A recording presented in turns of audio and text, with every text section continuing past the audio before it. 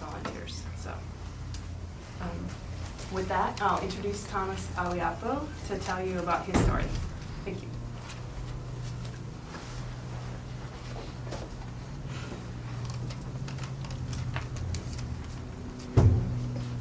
Well, I think I was once upon a time a Catholic high school teacher, and the two difficult things a teacher finds himself in is, one of them is how to teach the first period in the morning. It's hard. But maybe the teacher himself and the students are both still waking up or asleep, and how do you wake them up? How do you even energize yourself and then energize the students so that you can all move ahead? The other difficulty is usually to teach the last period, when students are like, get me out of here. I don't want to be here. It's hard.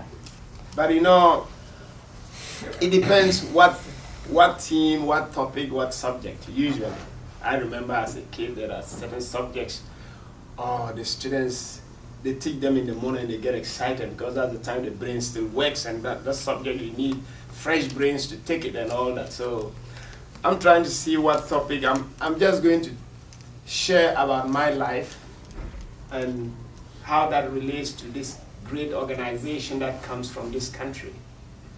Catholic Relief Services is the same, it's just another arm of the Catholic community and partially the government of this country that actually extends hospitality, kindness, love, and all these things to other countries around the world that are really struggling. And Catholic Relief Services works in 100 countries around the world. They don't work in rich countries like Germany, France, Russia, no. You will hear about Catholic Relief Services in countries like Sudan, Malawi, Uganda, Sierra Leone, Liberia, Congo, where people are dying because of war and conflict, because of natural disasters, because of disease like HIV, malaria, because of hunger and starvation. You know, it's been estimated that in Africa you have close to 155,000 people who die every week because of hunger, malnutrition, and starvation. It's also been estimated that in Africa you have close to 6,000 people a week who die because of HIV/AIDS. And it's also been said 3,000 people die of malaria every week. Now, even if you listen to the wars and the conflicts going on terribly around Africa, you know, sometimes the victims, the greatest victims, the worst victims are usually children and women. And the children don't even know why they have to die. But if there's a war, those kids don't even have an idea why people are fighting, and yet they pay the price. You know, the thing is, Catholic Relief Services, for me, this country, the government of this country, the Catholic community of this country, the Catholic schools of this country, and many individuals give a lot of money to Catholic Relief Services because it represents the Catholic community of this country outside. For instance, they're talking about this little box. It's a Lenten box. During the 6 weeks of Lent, a lot of the Catholic schools. Yesterday I was at Bishop Almany, and then what's the girls' school? Bishop Conley and Lady Loretto. Yes, and I've been to over 100 schools in this country. And my message is actually not to ask for money. My message is to thank people because they are already doing this. They've been doing this for over 45 years now with this little box. And now sometimes when you keep doing good and sacrificing for an organization, it comes to a time you will ask yourself whether all our sacrifices make any difference in people's lives. Does it really change the world?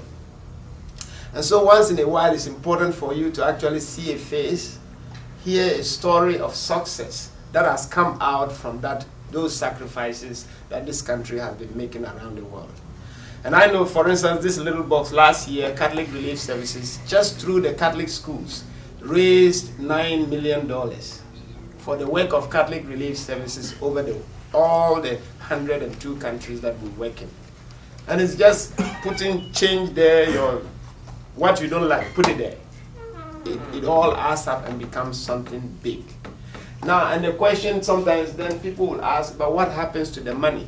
So I'm just here to share a little bit of how that money has impacted my life, changed my life, and continues to change the lives of many children in the world and in those really deprived countries.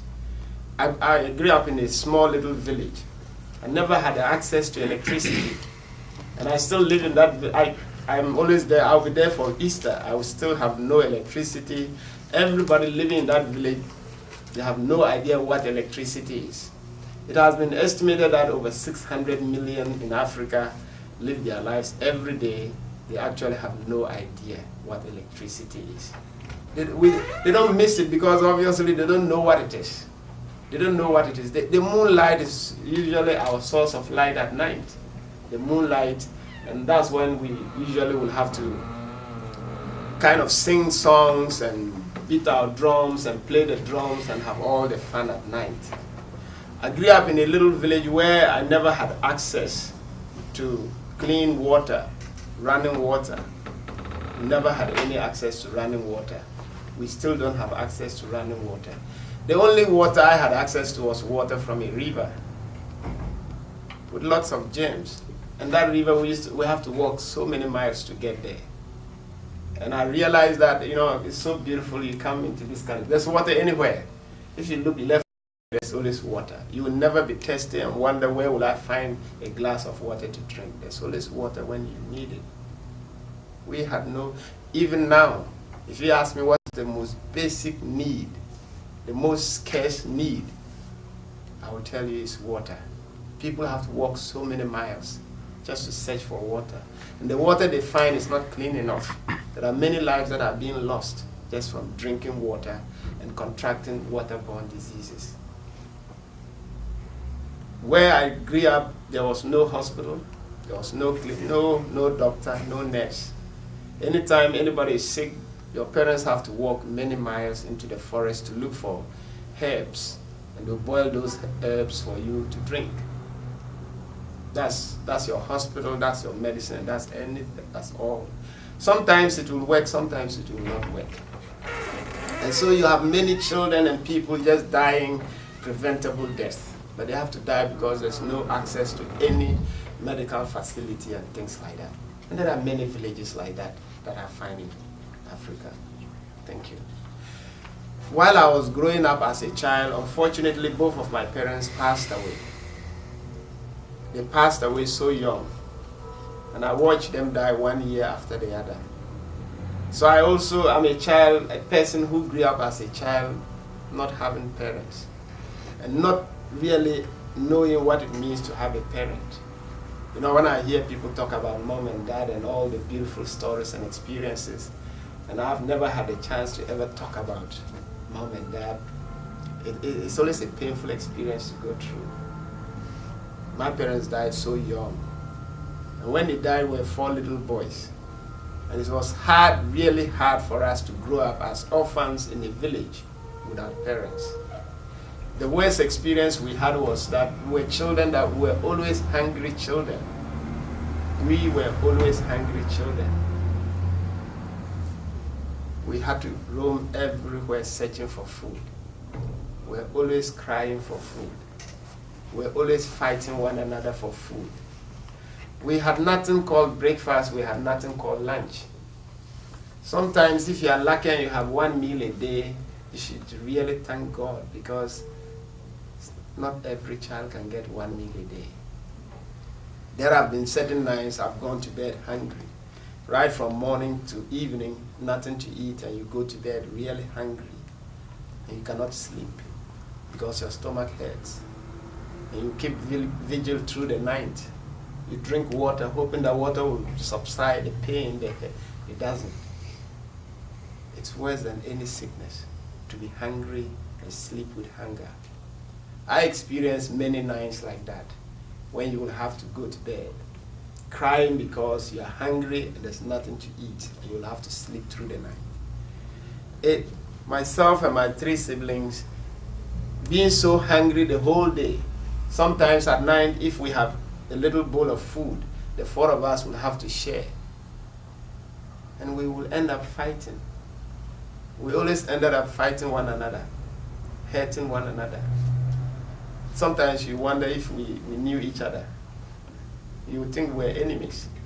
But no, same mother, same father. But it was all about survival.